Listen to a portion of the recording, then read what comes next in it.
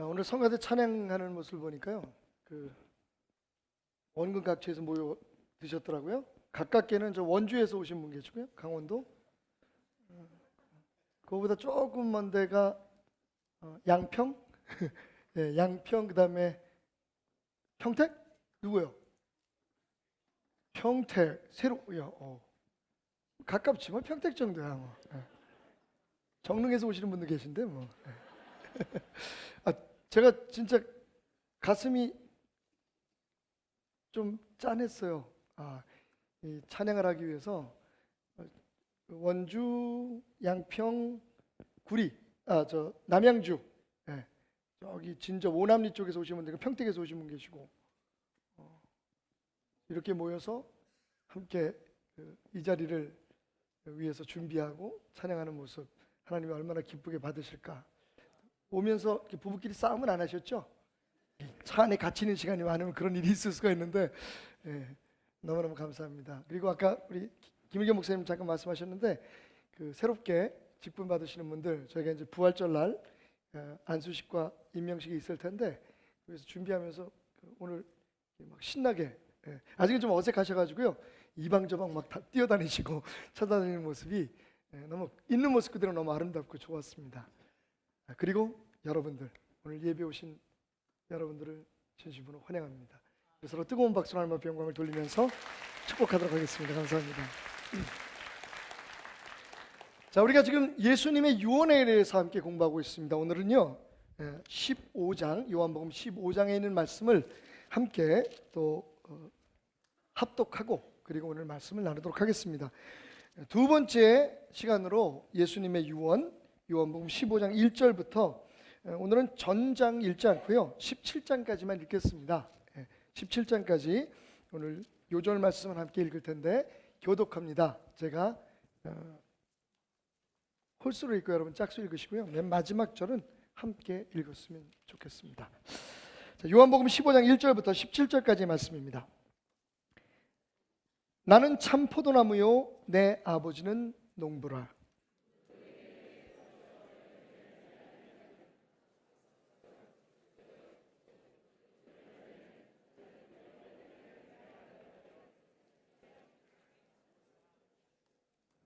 포도나무가 좀 지저분하네요. 좀 쉬어가면서 하셨으면 좋겠습니다. 너희는 내가 일러준 말로 이미 깨끗하여졌으니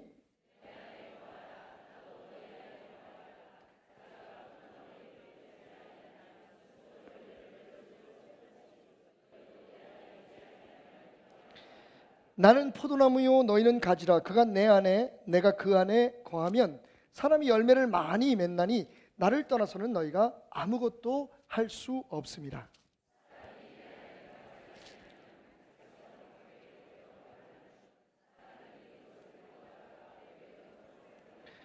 너희가 내 안에 거하고 내 말이 너희 안에 거하면 무엇이든지 원하는 대로 구하라. 그리하면 이루리라.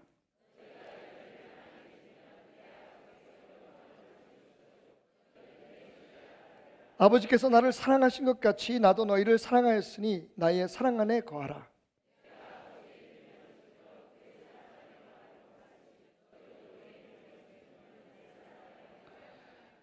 내가 이것을 너희에게 이름은 내 기쁨이 너희 안에 있어 너희 기쁨을 충만하게 하려 함이라.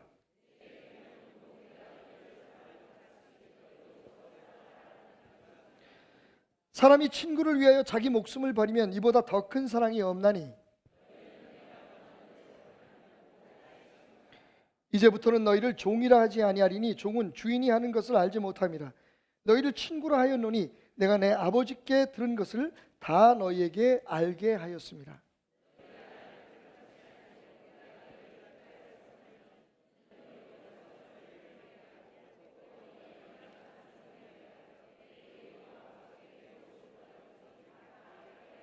(17절) 함께 읽겠습니다.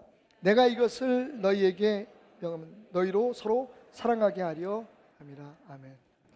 자, 지난주에는 우리 모두가 존경하고 사랑하는 우리 한경직 목사님의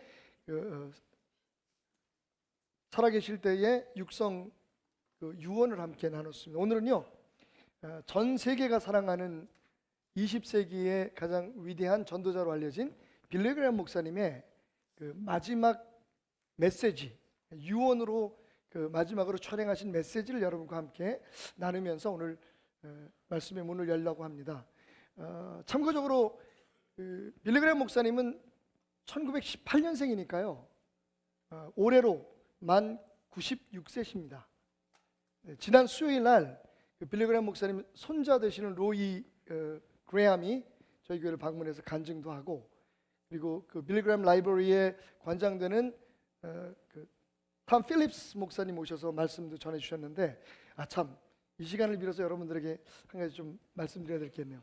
이상하게 우리 교회는 외부에서 손님이 온다 그러면 더 안 와. 그래서 너무 귀한 그 메시지고, 빌리그레엄 미니스트리에서 오신 분들은 굉장히 복음적이시거든요. 그래서 수요일 날이지만 함께 은혜를 받았으면 좋겠다. 굳이 우리 교회를 방문하셔야겠다는 거예요. 그래서 그 수요일 날 저희가 초청을 했는데, 그래서 여러분들에게 막 기쁜 마음으로 보냈거든요. SNS를 더 안 왔어. 제가 왜 그러지? 그리고 제 나름대로 이제 그 생각을 하고 있는데, 제 아내가 그러더라고요. 일단 요즘 우리 아내가 너무 좋아. 제 아내가 그러는 거예요. 여보, 당신 설교 듣고 싶어서 그래. 그냥 넘어갔는데, 그래서 한 가지 결심한 게 있어요. 다음번에는 절대로 누가 와도 메시지 안 보낸다. 와서 보니 누가 와 있더라. 예, 지난주에 그 빌리그레엄 미니스트리에서 오셔가지고 굉장히 많은 이야기를 나눴습니다. 그래서 그 말씀 하시더라고요. 최근에 그 로이 그레함이 할아버지한테 가서 이제 안부를 물었더니, 빌리그레엄 목사님이 그 96세에 우리나라 나이로 따지면 97세 좀 되셨을 것 같아요. 근데 말씀하시기를 아버지 집에 빨리 가고 싶다 말씀하시더랍니다. 오늘 그 빌리그레엄 목사님이 언제 돌아가실지 모르니까 마지막으로 그 남기신 마지막 메시지를 여러분과 함께 나누겠습니다. 부탁합니다.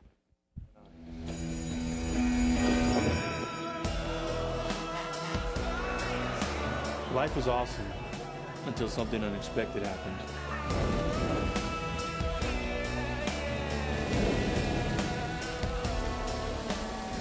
All of a sudden, out of absolutely nowhere, I just got this crazy feeling. I didn't know exactly what had happened, but I knew that it was my dad. And I just shook my head and I said, no, no. An unexpected tragedy comes. A romance breaks up. A terrible injustice is done. And you feel so alienated and so lost. But you can start life all over again with a clean slate.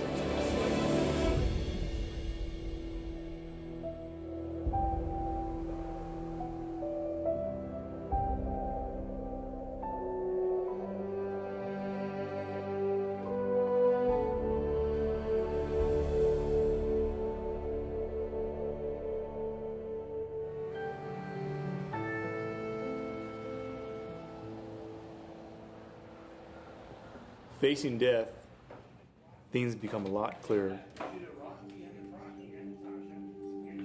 I was on top of the world. I had everything going for me. I had just been promoted to drive the hook and ladder truck. Felt like I was Superman. It was July 24th, 2007, a day that changed my life forever. Units responding to the structure fire report single-story commercial fire through the roof. My job as the driver of the hook and ladder truck is to get on the roof and ventilate it. Open it up with a chainsaw so that the companies coming inside, the fire can actually make their way there without all the smoke and heat upon them. We arrived on scene. I put our aerial to the roof, brought my chainsaw in hand. When I got on top of the roof, I saw fire out of the rear of the building coming out of the skylight. And I stepped over a division wall.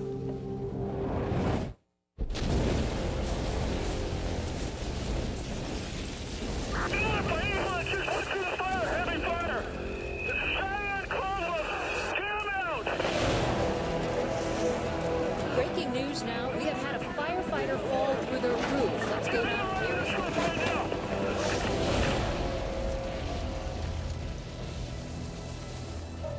I woke up on the ground. And when I looked around, all I could see was orange. Fire all around me. I came to the realization that this was it.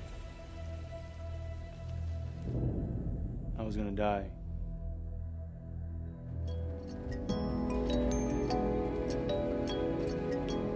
Now, we want to soften the reality of death.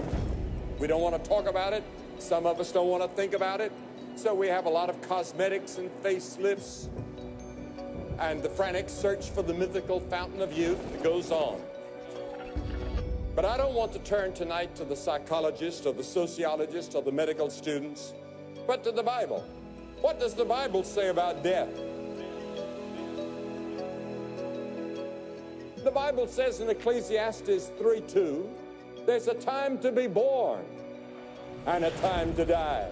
It's appointed unto man once to die, but after that, the judgment. Death ushers in so much uncertainty, and we ask ourselves, why? And I want to quote one passage from Amos, the 4th chapter, that says, prepare to meet thy God. And I want to ask you tonight, are you prepared to die?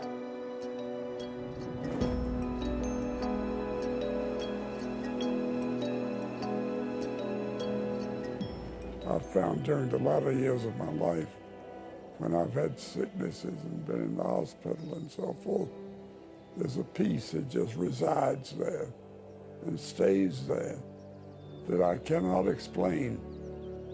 Everybody could have that same peace if they received Christ as their Savior.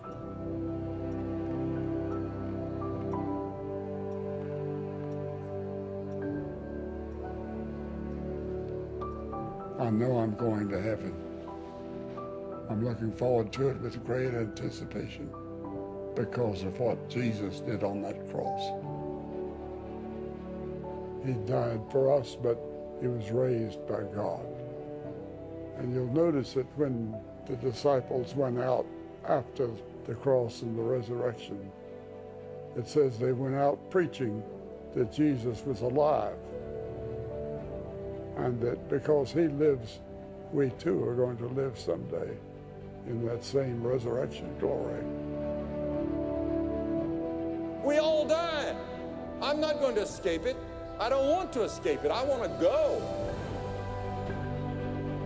The vast majority of my life has already been lived. My record has already been made. I don't have very much longer. I know that. Some of my closest friends and relatives, and especially my wife, are already in heaven. And because of the hope we have in Jesus, we can all be in heaven someday forever. But first, there must be a decision here and now in this life.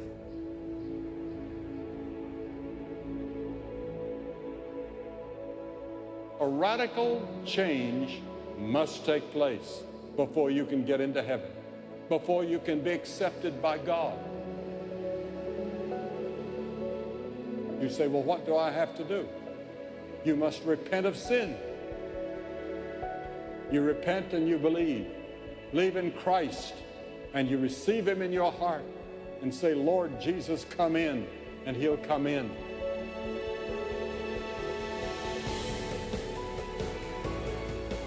You don't have long.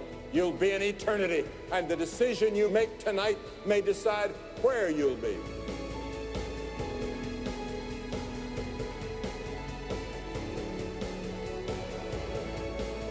Do you know Christ?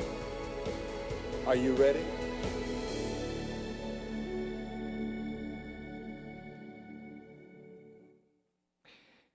예, 우리가 지난주에 이어서 오늘 두 번째로 두 신앙적 거인의 유언, 마지막 메시지를 함께 나눴습니다. 두 분이 참 다른 것 같아요, 그죠? 한경주 목사님은 차분하면서도 조용히, 정말 그 자기 주변에 아무것도 소유하지 않은 상태에서 편안하게 그 하나님 나라의 복음을 전하시면서 유언을 하신 반면, 빌가야 목사님은 굉장히 드라마틱하게 영화처럼 만드셔가지고 당신의 메시지까지도 힘있게 전하고 있는 모습을 볼 수가 있는데, 그런데 이 두 분이 남기신 메시지는 한마디로 요약될 수 있습니다. 동일한 메시지죠. 예수 믿고 천국을 소망하며 살아가라. 이 세상이 끝이 아니다. 저 천국의 소망을 안고 천국을 준비해라. 예수 안에서. 자, 그렇다면 예수님은 뭐라고 말씀하셨을까요? 우리가 믿고 의지하고 그 안에서 천국을 소망할 수 있는 우리의 희망이 되신 예수님은 우리에게 뭐라고 말씀하셨을까요? 오늘 우리가 함께 공부하는 두 번째 유언인 요한복음 15장에서 예수님은 포도나무의 비유를 통해서 우리가 어떻게 그분 안에서 소망을 갖고 우리가 어떻게 그분 안에서 풍성한 삶을 누리다가 저 천국을 기대하며 살아갈 수 있는지를 말해주고 계십니다. 오늘 설교를 위해서 제가 포도나무 하나를 준비했습니다.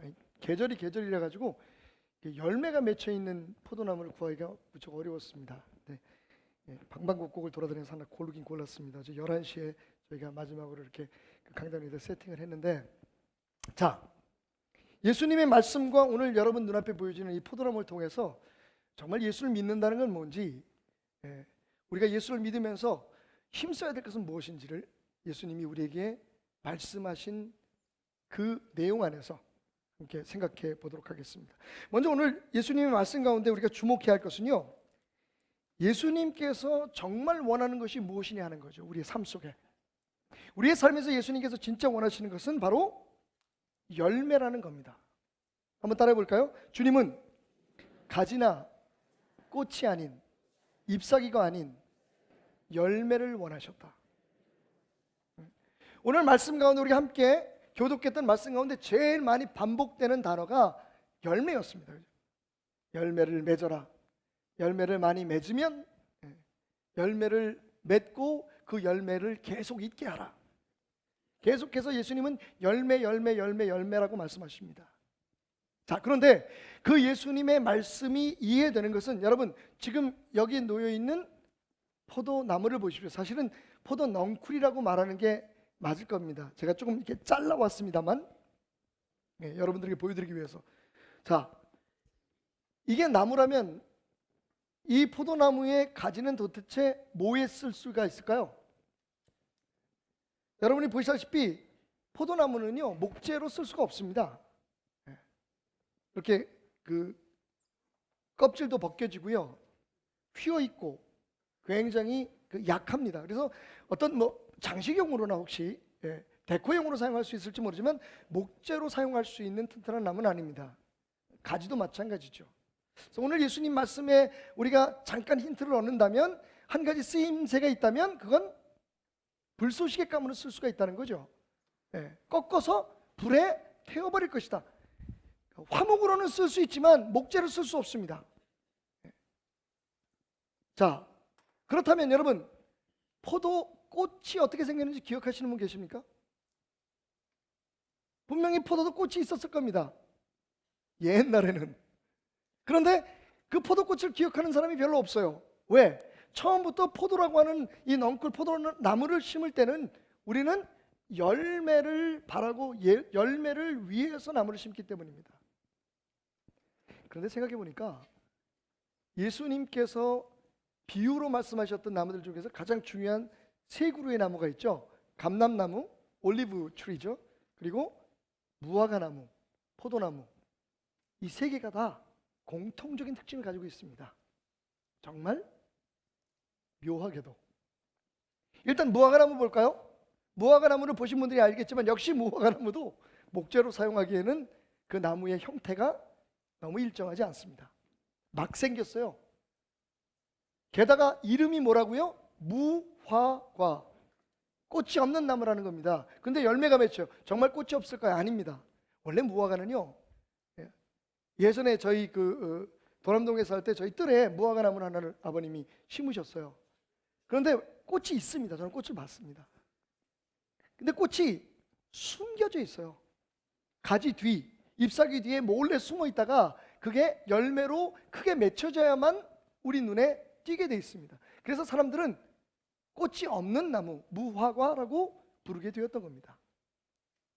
역시 이 나무도 꽃을 보려고 심는 것도 아니고 잎사귀를 쓰려고 심는 것도 아니고 목재를 쓰려고 심는 것도 아니고 열매를 위해서 심는 나무입니다. 올리브 추리는요, 보셨나요? 올리브 추리도 이 그 포도농골처럼 서로 이렇게 꼬여서 올라갑니다.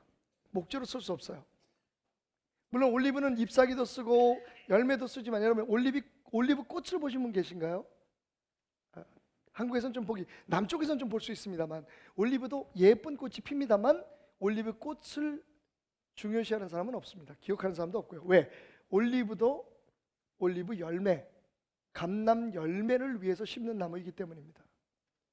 자, 예수님은 이와 같이 열매를 원하십니다. 아무리 화려한 꽃이 피어도 원래 그 목적으로 심겨진 나무가 아니기 때문에, 아무리 잎이 무성해도 그 잎사귀를 쓰려고 심은 나무가 아니기 때문에, 아무리 가지가 번성하고 화려해도 주님이 원하시는 건 열매, 바로 열매인 것입니다. 자, 그렇다면 이 말씀을 근거로 우리의 신앙을 한번 점검해 봅시다. 우리의 신앙은 어떻습니까? 맞습니다. 우리도 열매를 원합니다. 하지만 문제는 마음으로는 열매를 원하되 열매를 맺는 것을 별로 중요하게 생각하지 않는 것 같아요. 오히려 화려한 꽃이 만발한 신앙을 원합니다. 누군가 날 알아주고 내 신앙이 누군가에게 화려하게 아름답게 보여주기를 원합니다. 교회도 똑같아요. 우리 교회 이름이 나기를 원하고 우리 교회 목사님이 자랑스럽게 알려지기를 원하고 우리 교회가 뭔가 교단 안에서 혹은 한국 교계 안에서 화려한 꽃처럼 피어나기를 원합니다. 그것을 부흥이라고 얘기하죠. 우리의 신앙생활은 주일 예배, 헌금, 교회 건축, 선교, 화려한 잎사귀와 가지들의 총력을 기울이는 신앙입니다. 그러면서 우리는 항상 이렇게 이야기하죠. 우리의 삶에 열매가 있게 하소서. 다시 한번 말씀드리지만 오늘 예수님의 마지막 유언입니다. 3년 동안 예수님을 따라다녔지만 예수님에 대해서 잘 알지 못하는, 10년, 20년을 예수를 믿는다고 하지만 정말 우리가 바로 믿고 있는지, 예수님이 정말 원하는 대로 우리가 따라가고 있는지를 스스로 물어야 하는 확신 없는 우리들에게 예수님 말씀하십니다. 내가 원하는 것은 열매다.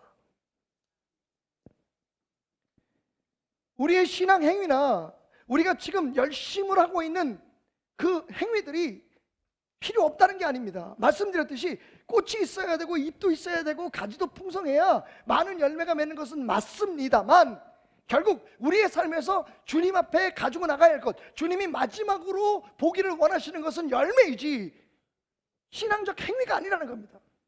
몇 번 40일 금식 기도를 했든지 주일날을 한 번도 빠지지 않고 나왔든지, 여러분 이 모든 것들은 의미가 있어요. 열매를 맺기 위해서, 주님 앞에 붙어 있기 위해서 필요한 것이지, 그 자체가 우리의 삶의 목표가 되고 자랑거리가 되면 우리는 예수님을 잘못 믿는 겁니다. 부족하게 믿는 거죠. 그런데 안타깝게도 오늘 우리가 배우고 우리가 따르고 우리 스스로가 생각하고 있는 교회는 그런 것 같습니다. 네 꽃이 크냐 내 꽃이 크냐를 싸웁니다. 우리 교회는 가지가 많아. 여러분 분명히 예수님 말씀하셨습니다. 열매 맺지 않는 가지는 필요 없어. 내가 꺾어서 불에 던질 거야. 예수님이 원하는 건 가지가 아닙니다. 그런데 교인 숫자가 많이 늘어나는 것이 목적이 된다면 중요합니다. 여러분, 가지가 많으면 열매 맺는 가지도 많겠죠. 하지만 가지는 많은데 열매 맺는 가지가 없다면 그건 심각한 문제입니다. 기억하십니까? 예수님께서 무화과나무를 저주하셨던 것. 믿지 않는 사람들은 예수님이 그 행위를 가지고 예수님도 성질이 되게 나빴나 봐 라고 얘기합니다. 분명히 성경은 때가 되지 않아서 열매를 안 맺었다고 얘기하는데 열매가 없다고 저주를 하셨고, 그 다음날 그 무화과는 뿌리부터 말랐습니다. 여러분, 메시지가 있습니다. 예수님 왜 그러셨을까요? 열매 맺으라는 겁니다. 열매가 없으면 아무리 나무가 튼실하고 아무리 가지가 많고 아무리 꽃이 화려해도 나는 그런 나무, 그런 삶, 그런 교회는 원치 않는다는 겁니다. 여러분, 우리가 교단이 갈라지고 서로 싸우는 이유가 뭡니까? 네 꽃이 맞는 꽃이다, 내 꽃이 맞는 꽃이다, 저 꽃은 색깔이 잘못됐다, 이 꽃은 크기가 잘못됐다, 그건 잎사귀가 몇 개다, 저건 잎사귀가 몇 개다. 여러분 솔직히 말하면 열매 가지고 싸우는 게 아니라, 열매를 맺기 위해서 서로 경쟁하는 게 아니라, 어찌 보면 예수님께서 별로 중요하게 생각하지 않는 교리 문제, 혹은 예배의 형태 문제, 교회 조직 문제, 이런 걸 가지고 다툰단 말이에요. 그래서 맺혀지는 열매는 무엇입니까? 교회 분열입니다. 가정의 파괴입니다. 우리의 영혼이, 우리의 신앙이 피폐되는 겁니다. 교회 나이가 싫어집니다. 나무에서 떨어져 버린 가지가 될 수 있습니다. 붙어 있어도 간신히 억지로 붙어 있는 겁니다. 에휴, 이 교회 아니면 또 어느 교회를 가겠어? 열매는 없습니다. 주님은 열매를 보기를 원하십니다, 여러분. 오늘 말씀을 기억하십시오. 나는 포도나무요, 내 아버지는 농부라. 물은 내게 붙어 있어 열매를 맺지 아니하는 가지는 아버지께서 그것을 제거해 버리시고. 사실 이 말씀은요, 조금 깊이 심각하게 받아들이면 무서운 말씀입니다. 예수님께 붙어 있지만, 예수를 믿는다고 하지만 열매를 못 맺으면 아버지께서 그것을 제거해 버린다고 하셨습니다. 우리 스스로 걸어서 교회 나올 수 있지만, 우리 스스로 그리스도인이라고 말할 수 있지만, 하나님은 그렇게 인정하지 않는다는 겁니다. 내가 집사가 되고 내가 권사가 되고 심지어는 내가 목사라고 말할 수 있지만, 하나님은 내가 언제 너를 목사라고 불렀니? 라고 말씀하실 수도 있다는 겁니다. 거기서 끝나는 것이 아니라 불에 던져버린다고 말씀하십니다. 모아서. 내가 원하는 건 가지가 아니었으니까, 내가 원하는 건 열매니까.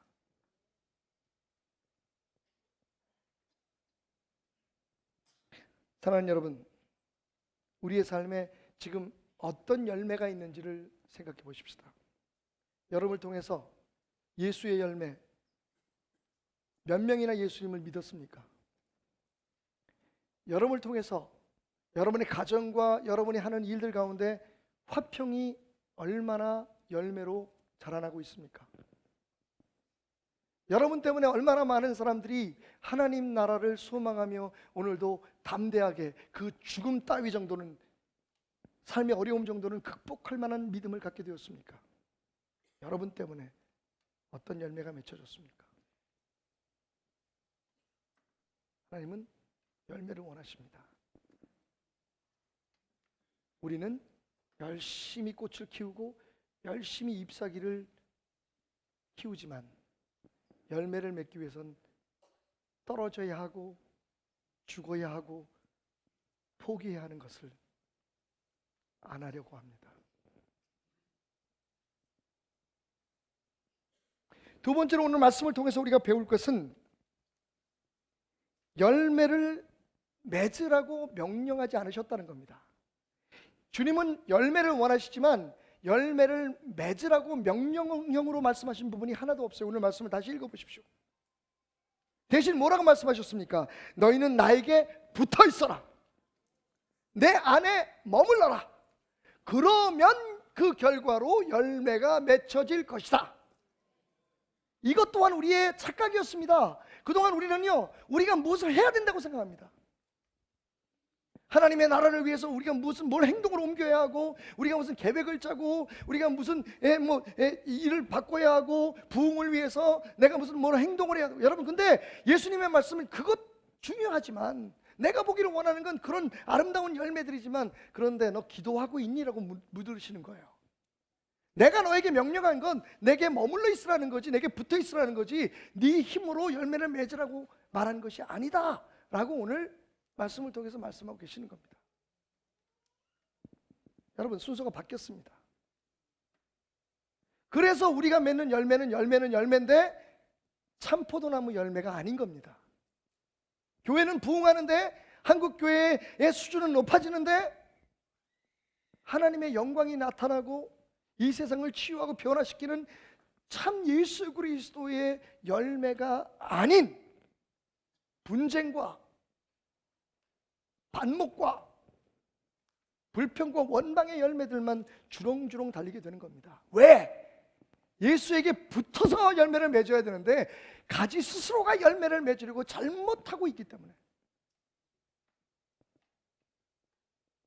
오래전부터 우리 교회는 한 목사님의 말씀 속에서 깨달은 그 깨달음으로 모든 회의를 기도회라고 이름을 붙이려고 시도를 했었습니다.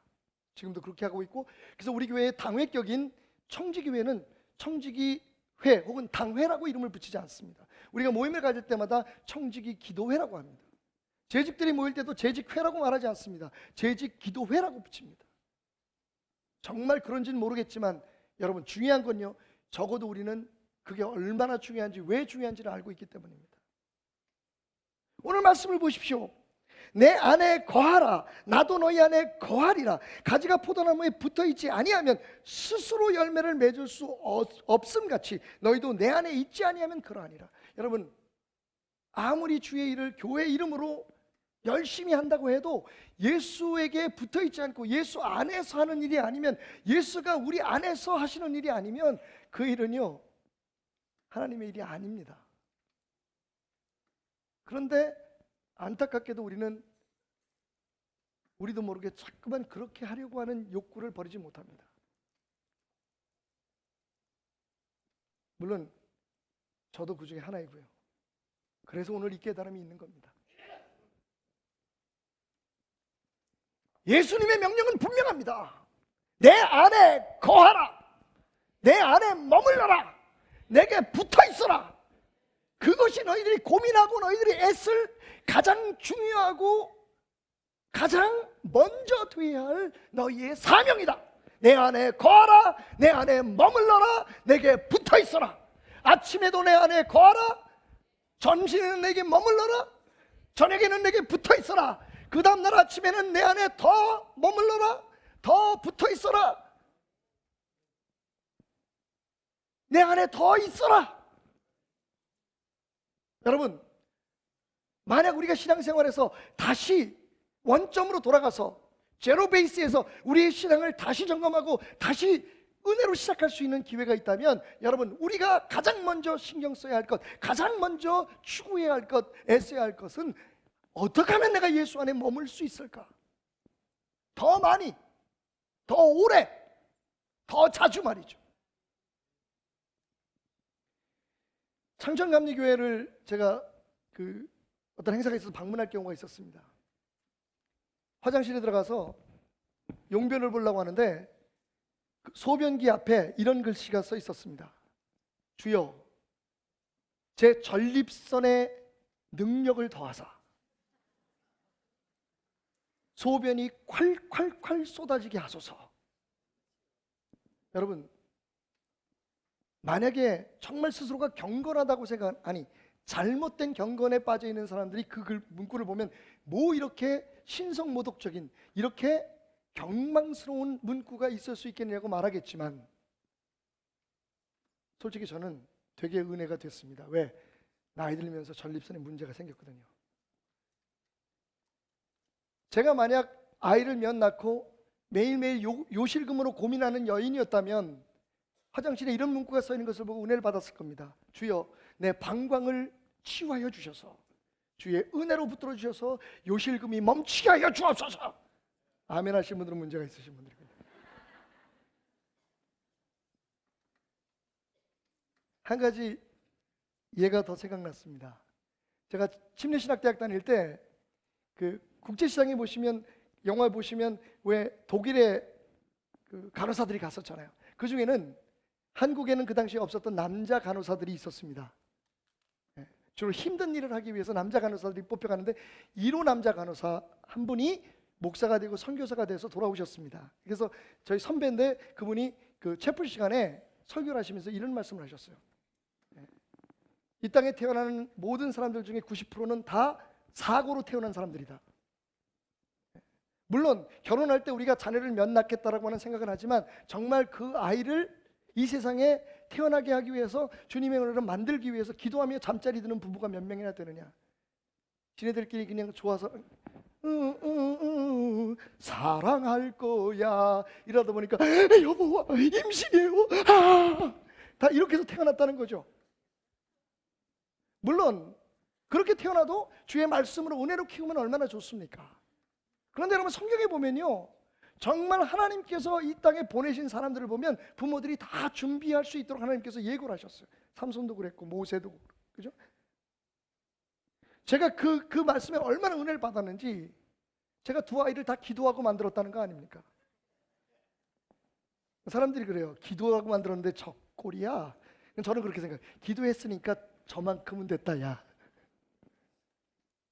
제가 청년회를 처음 맡고 있어서 창세기를 공부하면서 우리 청년들에게 도전했습니다. 여러분, 앞으로 여러분들이 나이가 차면 결혼하게 될 텐데, 물론 결혼을 준비할 때도 기도를 하지만 결혼해서 나중에 자녀들을 만들기 위해, 자녀들을 이 땅에 하나님의 축복 가운데 생산하기 위해 잠자리에 들 때는 부부가 꼭 손을 잡고 우리에게 이런 자녀를 주소서 축복하고 기도하고 잠자리에 들어라. 아, 오늘 목사님 가도 넘어간다. 화장실을 지나서 침실까지 들어가셨네. 그게 우리의 삶입니다. 여러분, 우리 문제가 뭔지 아십니까? 예수 안에 머물라, 예수 안에 거하라.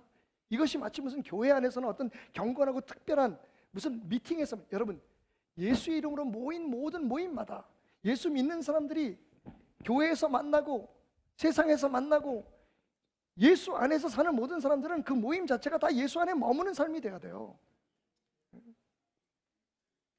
일부 예배 끝났더니 어떤 분이 저한테 쓱 지나가면서 농담이라고 하는 거야. 뭐라 그러냐면, 목사님, 요새 그 법 없어졌잖아요. 그거 간통법. 그러니까요, 바람 필 때도 기도하고 바람 피워야겠네요. 그래서 제가 그랬어요. 뭐라고 기도할 건데? 그랬더니 부인한테 안 들키라고요. 에이, 이 사람아, 은혜를 어디로 받니 너는? 물론 재밌으라고 한 얘기지만, 여러분, 왜 기도하면서, 왜 우리가 주님의 말씀 안에서 판단하고 예수님 말씀으로 기준을 삼아서 모든 일들을 추진해야 합니까? 그러면 벗어나지 않기 때문이죠. 종종 우리가 어떤 문제를 놓고 교회 입장에서 많은 토론할 때가 있습니다. 자, 사람들을 교회로 끌고 오는 게 목적이냐? 그래서 우리가 좀 풀어줘라, 우리가 좀 열어라. 그동안에 교회 안에서 일어났던 모든 일들, 그런 문화들에 대해서 좀 자유로워져라. 그래야지 세상 사람들을 접하지 않는, 사실 굉장히 일면 중요한 얘기입니다. 우리끼리만 모여서 우리들만의 문화 속에 산다는 건 참 아쉬운 얘기죠. 우리의 목표는 밖에 나가서 열매를 맺는 겁니다. 생명을 구해야 되는 거죠. 근데 그러기 위해서는 열어야 되는데, 문제는 뭐냐? 그러니까 너무 기도, 너무 말씀, 뭐 예수인 사람들 모였다고 우리가 세상에서 하던 거 그렇게 하지 말라고, 그렇게 하지 마라. 근데 그것 또한 문제가 있는 거죠.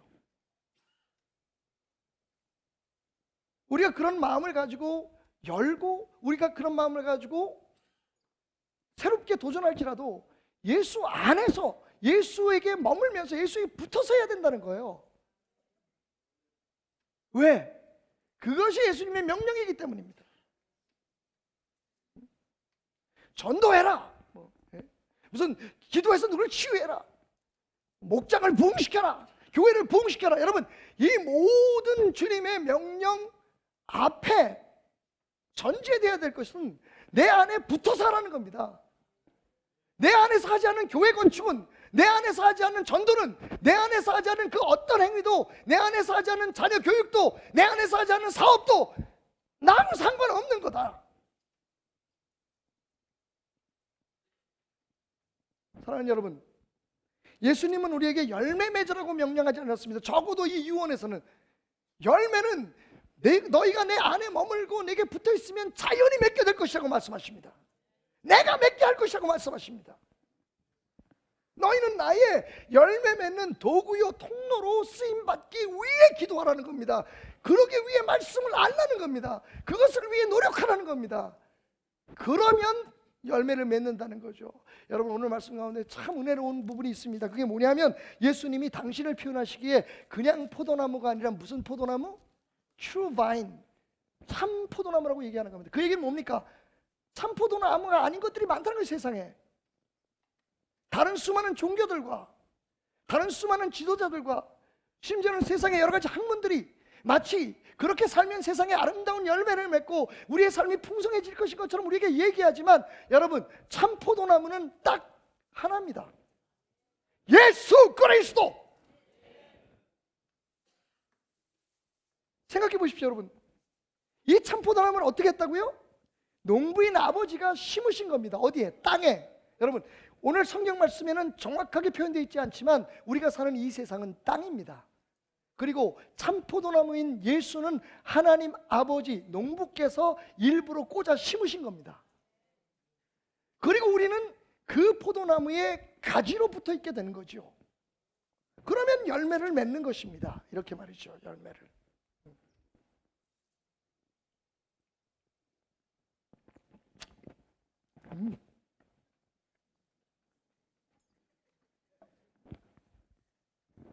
의심을 버리십시오.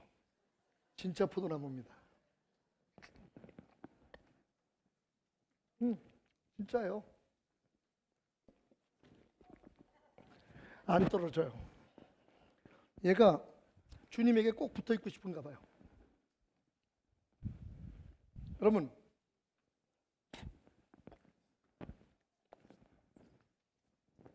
주님이 원하신 건 열매지만 그냥 열매가 아니라 무슨 열매다? 참포도 열매입니다. 참포도나무는 참포도나무에 붙어 있을 때만 맺혀질 수 있어요. 그 외에 다른 모든 열매는 그게 예수의 이름으로, 교회 이름으로 기도하면서 뭐 했다고 해도 예수에게 붙어져 있어서 만들어지지 않은 건 다 가짜입니다. 겉보기만 화려한, 여러분,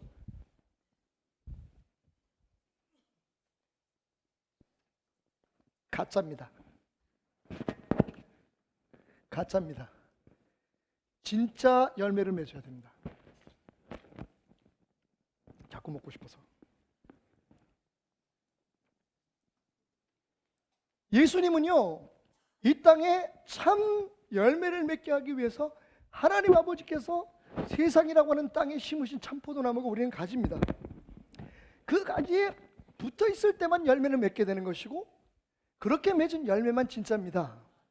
자, 그렇다면 여러분, 여기 또 한 가지 마지막으로 우리가 기억해야 될 말씀이 있는데, 그게 뭐냐면 그렇게 열매를 맺되 종이 아니라 친구로서 열매를 맺으라는 겁니다. 자, 오늘 말씀을 읽으면서 여러분도 아마 좀 의아하셨을 거예요. 왜? 갑자기 포도나무에 대해서 이야기하시다가 예수님께서 분위기를 확 바꾸셔서 친구 얘기를 하십니다. 아우, 예수님도 내일이면 십자가에 못 박혀 죽으실 것 같으니까 예수님도 왔다 갔다 하셨나 보다 생각하실 수 있지만, 여러분 다시 한번 읽을 테니까 잘 들어보십시오. 무슨 뜻인지. 사람이 친구를 위하여 자기 목숨을 버리면 이보다 더 큰 사랑이 없나니 너희는 내가 명하는 대로 행하면 곧 나의 친구라. 이제부터는 너희를 종이라 하지 아니하리니 종은 주인이 하는 것을 알지 못함이라. 너희를 친구라 하였노니 내가 아버지께 들은 것을 다 너희에게 알게 하였음이라. 여러분, 무슨 말입니까? 예수님이 우리의 친구가 되어주셨다는 겁니다. 어떤 친구? 가장 큰 사랑으로 우리를 친구 되게 하신 친구. 어떤 사랑? 십자가에서 죽기까지 친구로서 행할 수 있는 가장 큰 사랑인 죽음을 우리에게, 죽음까지도 희생함으로 우리를 친구 삼으셨던 예수님의 그 놀라운 은혜를 우리에게 지금 설명해 주고 있는 겁니다. 그러면서 말씀하시기를 나는 너희를 종으로 여기지 않는다. 지금부터는 내 친구다. 그리고 역시 이어지는 말씀은 열매를 맺으라는 겁니다. 여기서 우리가 한 가지 또 수정해야 될 우리 신앙의 좌표가 있습니다. 그게 뭐냐면 우리는 여전히 아직도 기독교를 종교로만 생각합니다. 하나님은 우리의 주인이에요. 맞습니다, 여러분. 하나님은 여전히 우리의 주인이고 예수님은 우리의 주님이십니다. 그런데 그냥 거기 관계에서 끝나는 게 아니라 주님은 우리를 친구로 받아주셨어요. 할렐루야. 친구와 종의 차이는 뭡니까? 종은요, 무엇을 얻기 위해서, 내가 먹고 살고 내가 주인의 사랑을 받고 대접받기 위해서 주인이 시키는 일을 억지로 하는 사람입니다. 의무적으로 하는 사람이에요. 우리가 어떤 축복을 얻기 위해서 우리가 바라는 것을 누리기 위해서 의무적으로 11조하고 의무적으로 주일 성수하고 의무적으로 직분 감당하고 의무적으로 신앙생활하는 것이 종으로서 신앙생활하는 겁니다. 그런데 예수님은 뭐라고 말씀하시냐면 이제는 친구로서 내 안에 머물라. 내 곁에 머물 때 친구처럼 해라. 그 말은 뭡니까? 여러분, 친구는요 마음에 우러나서 하는 겁니다. 내가 내 친구한테 뭘 사주고 내가 친구한테 뭘 페이버를 베풀었다고 해서 뭐 좋은 일을 했다고 해서 친구한테 뭐 얻을 것이 없어도 친구니까 하는 겁니다. 친구 아이가 이러면서 말이죠. 어휴, 이거 왜 이런 걸 가져왔어? 친구잖아 이 사람아. 그럴 필요 없어. 아니야 친구야, 너 돈 필요하지? 요새 어렵다며? 내가 줄게. 나중에 갚으면 돼. 언제? 되는 대로 갚어 이 사람아. 우리 친구 아이가. 여러분, 주인과 종은 그렇게 하지 않습니다. 주인님 제발 좀 주십시오. 안 돼. 뭘 하면 주시겠습니까? 그래? 너 저기 있는 장독대들 다 닦고 저 밭에 가서 밭 깔고 그리고 저녁에 맛있는 밥 해와. 그러면 내가 생각해 볼게. 여러분, 이제 예수님이 말씀하신 그 유언에 따라 우리는요 주인과 종의 관계로 하나님 아버지 예수님과 관계를 갖는 사람들이 아닙니다. 예수 안에 머물러 있다는 것은 즐거움이 되어야 되는 거예요. 예수 안에 머물러 있다는 것은 우리의 자발적인 행위가 되어야 되는 겁니다. 이게 짐이 되면 안 돼요. 즐거움이 되어야 됩니다. 즐겁게 친구가 원하는 것, 즐겁게 친구와 교통하는 것, 즐겁게 친구와 함께 살아가는 것을 누리는 종교가 아닌 관계로, 주종관계가 아닌 우정 어린 사랑의 관계로, 의무가 아닌 자발적인 사랑에서 우러나는 행위가 되어야 된다는 겁니다. 그런 면에서 우리의 신앙은 좀 너무 얍삽하지 않았느냐 생각해 볼 수 있다는 거죠. 솔직히 말하면 주종관계가 우리한테는 지금 편합니다. 왜? 필요할 때만 찾아가면 되니까. 그분이 원하는 것만 딱 해드리면 되니까. 친구면 골치 아프잖아요. 항상 같이 있자 그러시잖아요. 지금 매일매일 대화하자 그러시잖아요. 네가 무엇을 얘기하든지 내가 친구로서 알려줄게. 내가 친구로서 네 곁에 있을게. 근데 너도 내 친구가 돼야 돼. 그러니까 내 곁에 있어줘. 나와 함께 걸어가자. 그 먼 길을, 그 험한 길을 나와 함께 하면 얼마나 좋겠니? 야, 친구가 싫어하는 건 안 할 거지. 나도 네가 싫어하는 건 안 할게. 예수님은 정확하게 말씀하고 계십니다. 내가 원하는 건 열매인데 열매는 니네들이 스스로 맺을 수 있는 게 아니야. 너희들이 스스로 맺으면 문제가 된단다. 내게 붙어 있어서 내 안에 머물러서 열매를 맺되 내 안에 붙어 있을 수 있는 그 방법은 내 친구가 되는 거야. 내가 너희를 위해서 생명까지 줄 만큼 너희를 사랑했으니 너희는 내 안에 친구로 머물러라. 내가 너희를 더 이상 종이라 부르지 않을 거다. 이것이 예수님께서 포도나무 비유를 통해서 우리에게 말씀하신 기독교의 진수입니다. 진짜 기독교입니다. 참 열매가 그래도 어쩌면 맺혀질지 모르는 기독교. 화려하고 난리오라는 법석을 떨지만 그것이 오히려 세상에 상처가 되고 그나마 있던 소망을 꺾어버리는 그런 잘못된 열매를 맺는 기독교가 아니라, 그런 삶이 아니라, 내 생각, 내 마음, 내 판단으로 살아가는 기독교가 아니라, 믿어드리는 기독교가 아니라 정말 주님이 원하시는 평안하고 사랑스럽고 즐거운, 여러분 16절을 기억하십시오. 너희가 나를 택한 것이 아니오 내가 너희를 택하여 세웠나니 이는 너희로 가서 열매를 맺게 하고 또 너희 열매가 항상 있게 하여 내 이름으로 아버지께 무엇을 구하든지 다 받게 하렵니다. 오늘 말씀 속에서요, 예수님께서 하신 이 명령, 너희는 가지니 내게 붙어 있어라, 이 명령은요 그냥 명령이 아닙니다. 축복형 명령입니다. 다시 말하면 명령형 축복이에요. 다시 말하면 그대로 하면 그것이 축복이 됩니다. 여러분 보세요. 예수님 뭐라고 말씀하십니까? 나는 포도나무에 너희는 가지라. 그가 내 안에 거하면 사람이 열매를 많이 맺나니 나를 떠나서는 너희가 아무것도 아니다. 이 얘기는 뭡니까?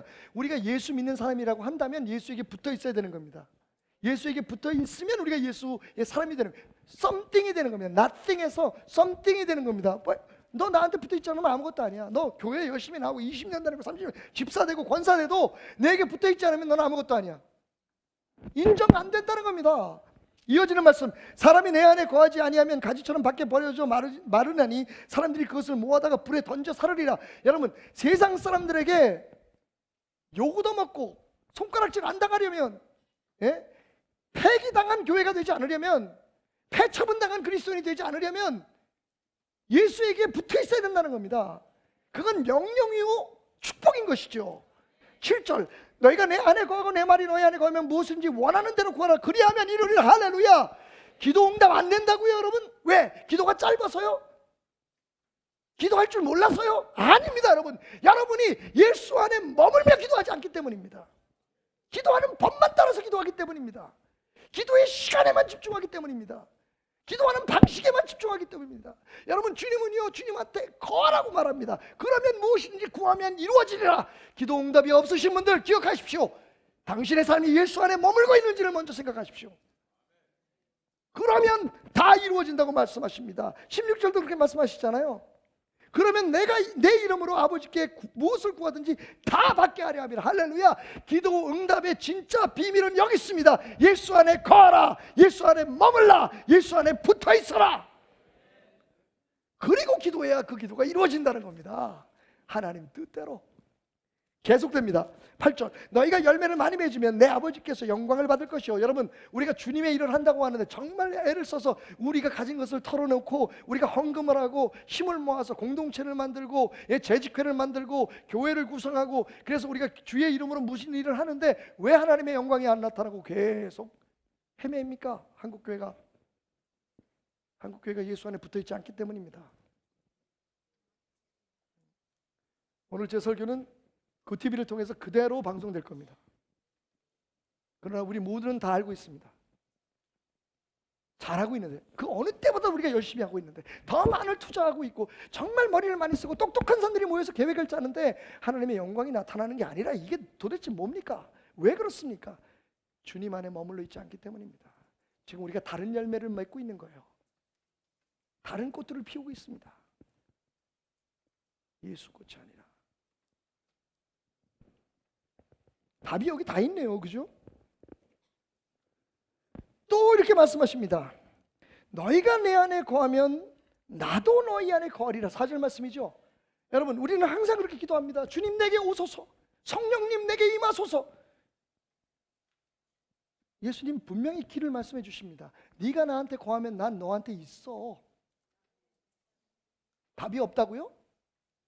이렇게 기도하는데 왜 하나님 안 오시냐고요?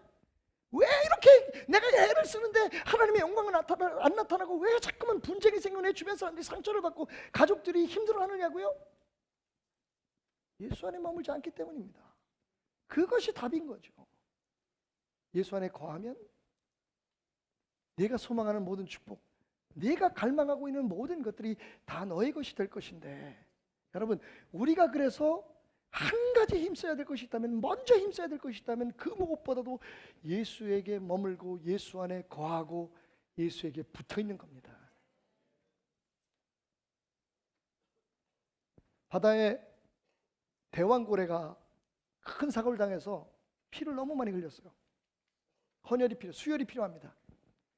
그래서 평소에 고래를 존경하고 그 은혜 아래 살았던 모든 물속의 그 생물들이 고래를 위해서 헌혈을 하기 시작했습니다. 넙치도 헌혈을 하고 갈치도 헌혈을 하고.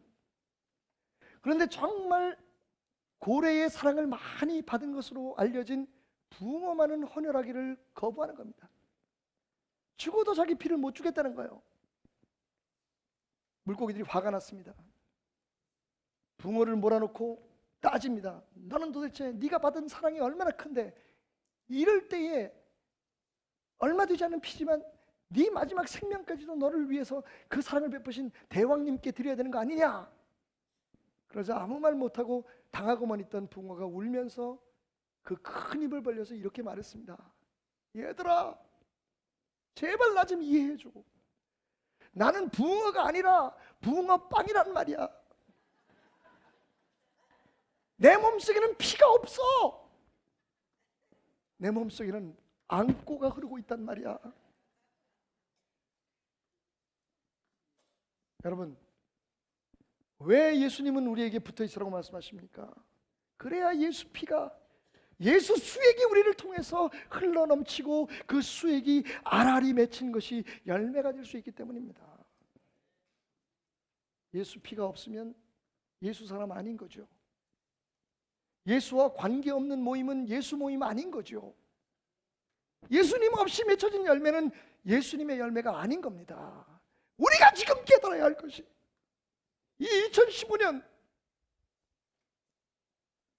이 사순절을 보내면서 여러분, 뭐 교회적으로 한국 교회를 논할 것이 아니라 우리 자신의 신앙 안에서 우리가 깨닫고 돌아서야 할 것이 바로 그것입니다. 여러분 안에는 예수 피가 흐릅니까? 아니면 단팥이, 인생의 욕심이 가득 차 있습니까? 도대체 예수 믿는 이유가 뭡니까? 목적이 뭡니까? 교회에 나오는 그 이유를 다시 한번 물어보십시오. 오늘 이 예배가 끝나고 여전히 여러분 주님께 붙어 있기를 소원합니다. 월요일에도, 화요일에도, 수요일에도, 아침에도 저녁에도,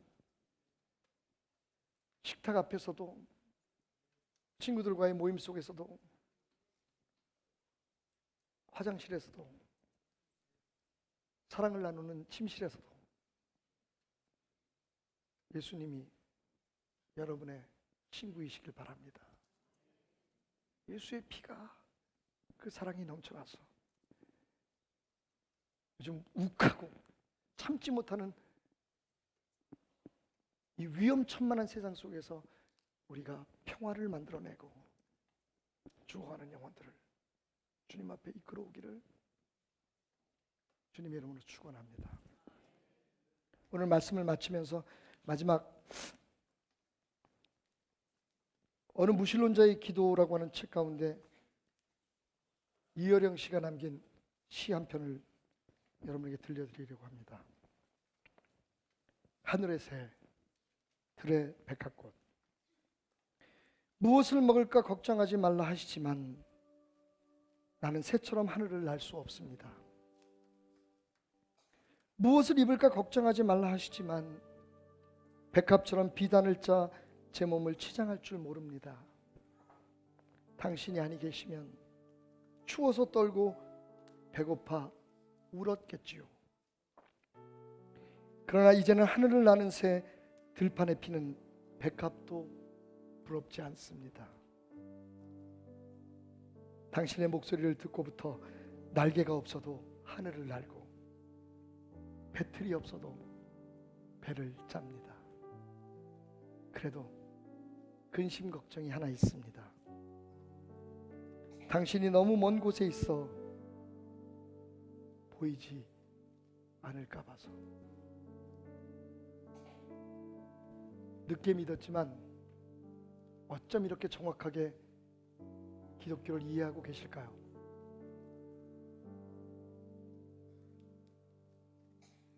여러분, 우리의 한 가지 근심이 있다면, 세상 모든 근심을 내려놓으라. 무엇을 먹을까, 무엇을 입을까 걱정하지 말라고 하시는 주님 안에서 그래도 한 가지 남아있는 근심이 있다면, 그건 내가 오늘도 예수께 붙어 있는지, 하나님이 내 아버지인지, 혹시 나는 그냥 그분께로부터 멀리 떨어져 있는 탕자는 아닌지, 그러면서도 여전히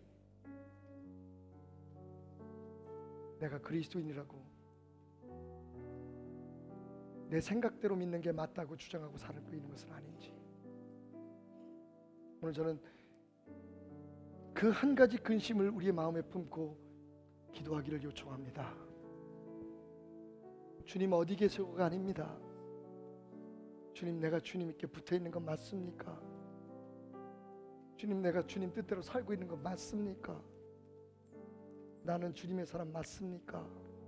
우리 교회는 주님이 영광 받으실 만한 열매를 맺을 준비가 되어 있습니까? 우리 재직회는, 우리 공동체는, 우리 청지교회는, 우리 목사님은 진짜입니까? 여러분, 한 함께 기도해 주십시오. 그리고 예수의 피가 여러분을 통해 흘러넘쳐 참 포도 열매, 이 땅 위에 예수 생명, 예수 사랑, 예수 소망, 예수 믿음으로, 예수 평화로 아름답게 채워가는 여러분이 되시기를 주님의 이름으로 축원합니다.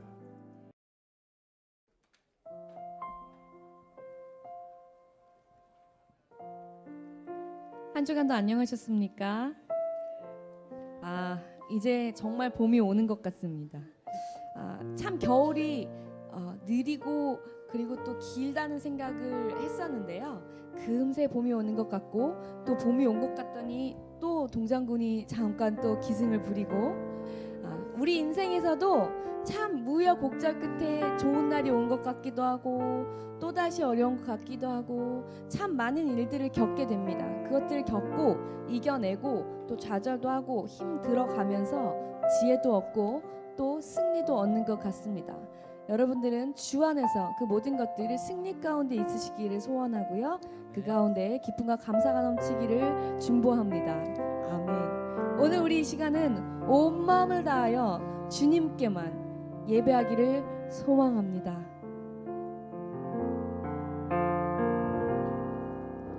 주님과 함께하는 이 고요한 시간, 주님의 보좌 앞에 내 마음을 쏟네. 모든 것 아시는 주님께 감출 것 없네. 내 맘과 정성 다해 주 바라나이다. 나 염려하지 않아도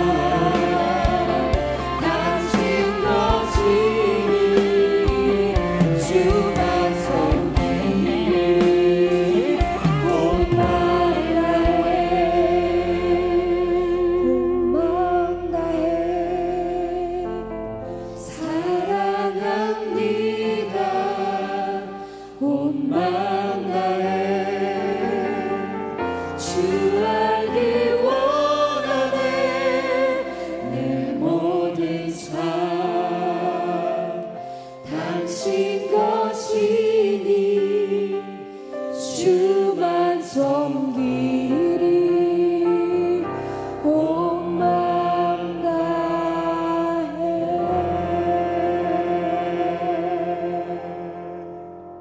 온 마음을 다해 예배할 준비가 되셨습니까? 아멘. 우리 자리에서 일어납시다. 나의 마음을 받아주시옵소서. 아멘. 내가 온 마음 다하여 당신을 찬양하고 당신을 예배합니다. 아멘. 우리 온 마음과 온 몸을 다하여 박수하며 예수가 나의 그리스도 되심을 감사하며 하나님께 찬양 올려드립시다. 아멘.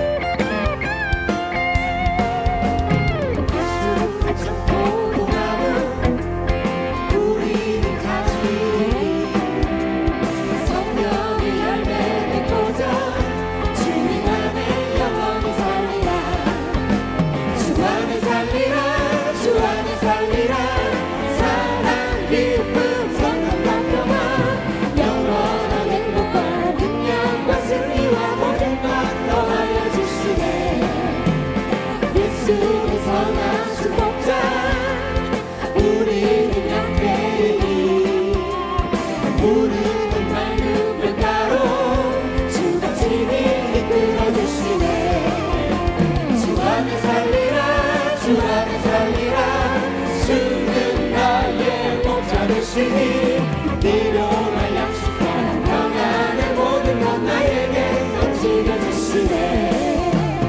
예수는 생명의 장비, 우리는 수레잡이.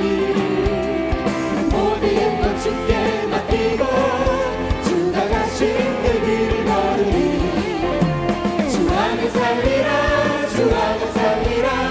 주는 나의 생명 되시니 믿음과 소망과 사랑의 잠시만 주 안에 살리라. 내 진정 사랑하는 친구가 되시니 구주 예수님은 아름다워라. 삶 밑에 백합하여 빛나는 새가 주님 영원할 기가 주옵도다. 내 맘이 아플 적에 그 위로 되시며 나 외로울 때 좋은 친구라. 주는 저 산 밑에 백합 빛나는 새벽별 이 땅 위에 믿을 것이 없도다. 내 맘의 모든 염려 이 세상 모랄고 주님 항상 같이 하여주시고 시험을 당할 때에 악마에게 용 즉시 물리치사 나를 지키네. 온 세상 날 버려도 주는 안 버려 끝까지 나를 돌아보시니. 주는 저 산 밑에 백합 빛나는 새벽별 이 땅 위에 믿을 것이 없도다. 내 맘을 다하여서 주님을 따르며 길이 길이 나를 사랑하리니. 울불이 두렵잡고 장검이 겁없네. 주는 높은 산성에 얻으시라. 내 영혼 먹이시는 그 은혜 누리고 나 주님 주를 뵙기 원하네. 주는 저 산 밑에 백합 빛나는 새벽별 이 땅 위에 믿을 것이 없구나. 주는 저 산 밑에 백합 빛나는 새벽별 이 땅 위에 믿을 것이 없구나. 주는 저 산 밑에 백합 빛나는 새벽별 이 땅 위에 믿을 것이 없도다. 아멘. 아멘. 이 땅에 비길 것이 없습니다. 아멘. 주 예수 그리스도는 이 땅에 비길 것이 없습니다. 아멘. 우리가 의지해야 할 단 한 분, 바로 예수 그리스도이십니다. 그가 우리를 위하여 죽으셨고 우리에게 열매 맺기를 소망하며 우리를 축복하셨습니다. 우리에게 그것을 명령하셨습니다. 아멘. 당신은 하나님의 사랑을 받고 예수 그리스도로 인하여 다시 살아났으며 그로 인하여 이 땅에서 또 다른 열매를 맺어야 하는 사람입니다. 아멘. 감사합니다. 오늘 그것을 알게 해주시고 그렇게 살기를 선포합니다. 감사해요. 깨닫지 못했었는데 내가 얼마나 소중한 존재라는 걸 태초부터 지금까지 하나님의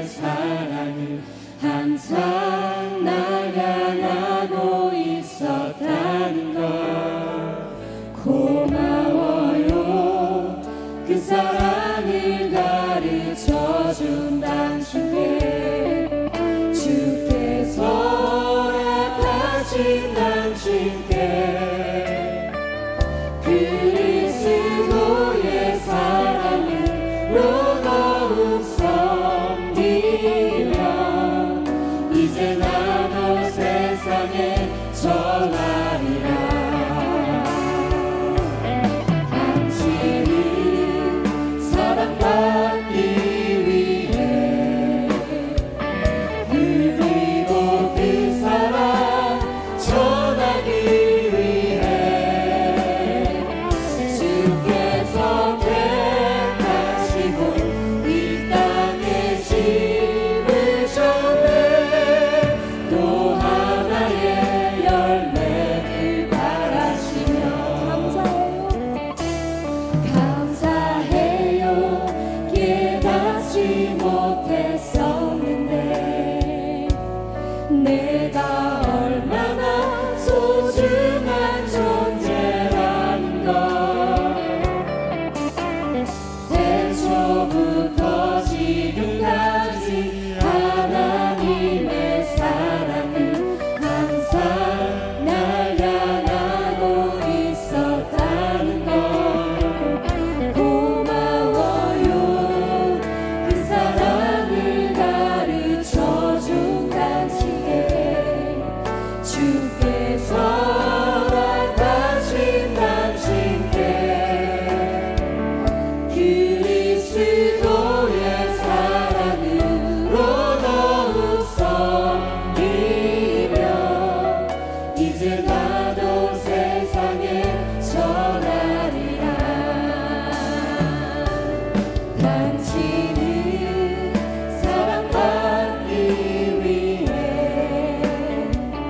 그리고 그 사랑 전하기 위해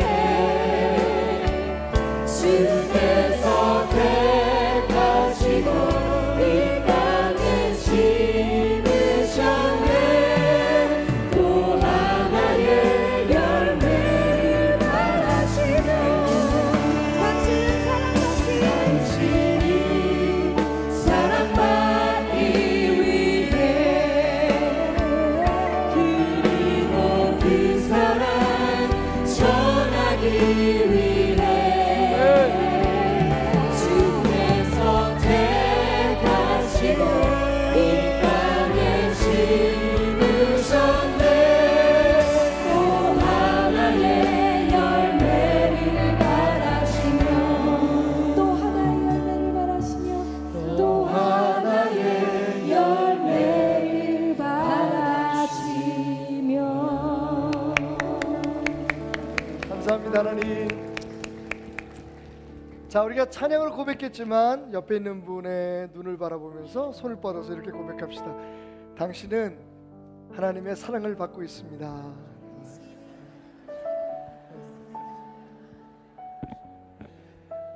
사랑받고 있다는 사람들의 표정이 참 야릇하네요. 너무 황공해서, 그죠? 너무 황공해서. 자, 이제 새봄이 다가오는데 여전히 그 마음에는 봄이 오지 않은 사람들이 있습니다. 우리가 벌써 잊고 있나요? 아니면 잊혀져 가고 있나요? 그 작년에 세월호 참사로 인해서 사랑하는 자녀들을 잃었던 그 부모님들에 대한 마음들, 또 여러 가지 일들 때문에 지금 어디선가 홀로 외롭게 싸우고 있는 사람들, 또 아파하고 있는 사람들,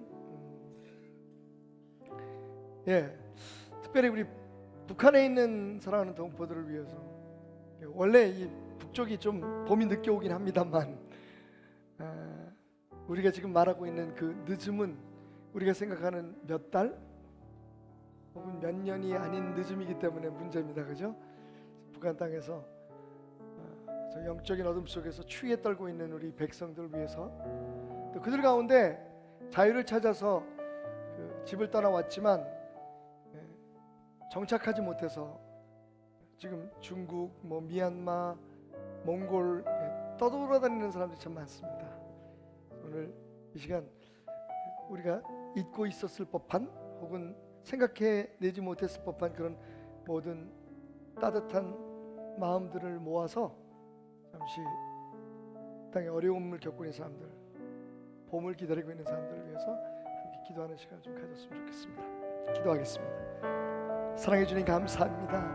오늘 우리가 이렇게 함께 주님의 이름으로 모여 예배하며 찬양하며 기도하게 하시니 아버지, 우리에게는 하나님 부자 아버지가 있지만, 우리에게는 하나님 안에서 참 자유가 있지만, 하나님 우리에게는 소망이 있지만, 아버지 소망도 사랑도 믿음도 없이 살아가는 안타까운 심령들이 있습니다.